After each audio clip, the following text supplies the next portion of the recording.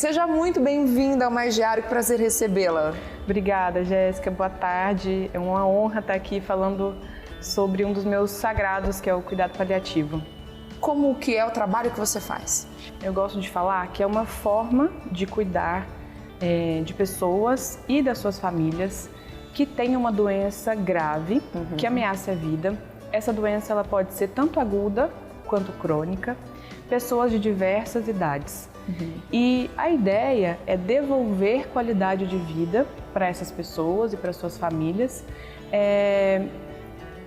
cuidando dos seus sofrimentos das diversas dimensões, porque a gente entende que quando tem uma doença grave, a gente não tem só o sofrimento físico, a gente tem o sofrimento emocional, psicológico, espiritual, social, e aí o nosso olhar vai para todo esse sofrimento, desde o diagnóstico da doença, não só para pacientes que a gente não tem mais o que fazer. Então, algumas pessoas, até nossos colegas da área da saúde mesmo, pensam que o cuidado paliativo é só cuidados de fim de vida, né? Para quando o paciente não tem mais quimioterapia, não tem mais alternativa de tratamento.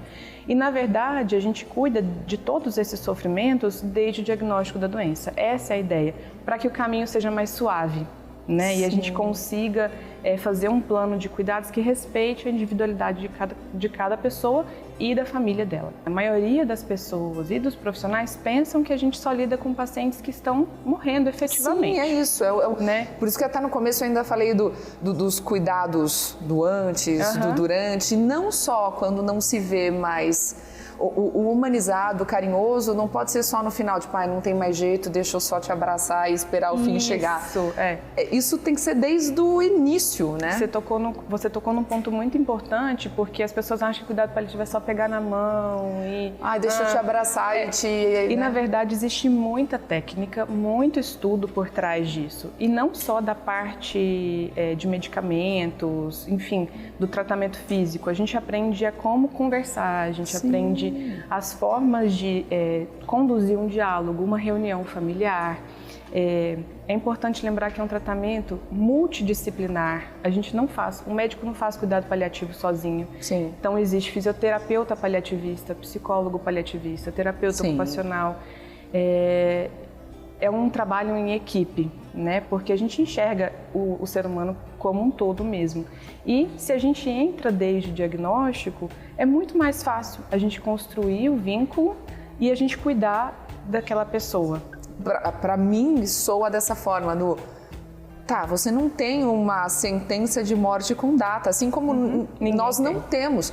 Então, o que a gente pode fazer para você conviver com esse problema de forma mais leve e para todo mundo, porque eu acho que deve ser muito difícil, nunca passei por isso, mas você recebeu uma sentença e você lida com todo mundo, foi o que você falou, são os familiares, todo mundo acaba sofrendo e todo mundo acaba morrendo um pouco naquele momento. A palavra câncer assusta muito, né?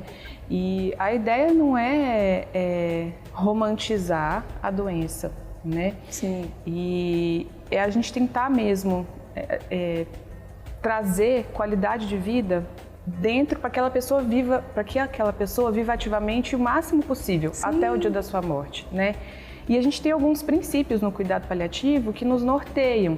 Então, um deles, por exemplo, é reconhecer que a gente afirma a vida e reconhece a morte como processo natural, que todos vamos passar.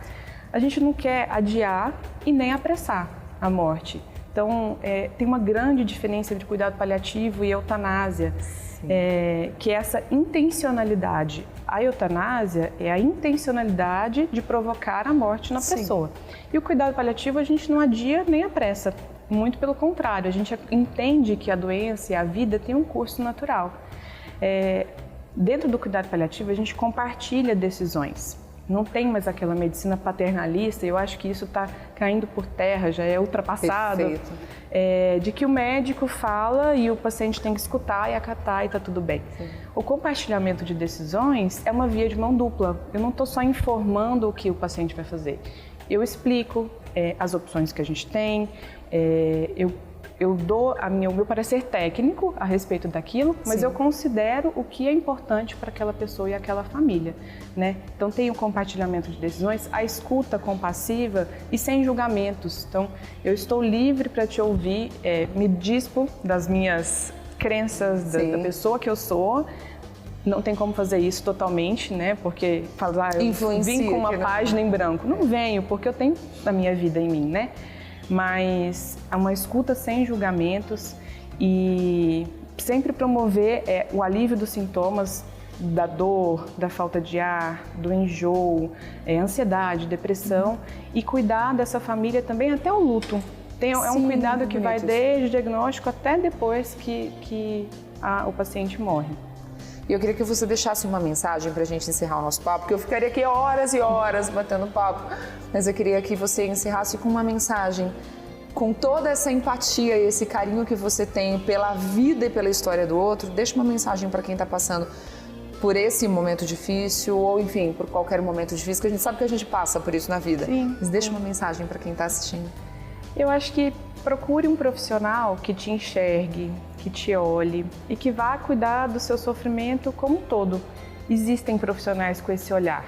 E entenda que você não precisa passar por isso sozinho e que você pode ser amparada.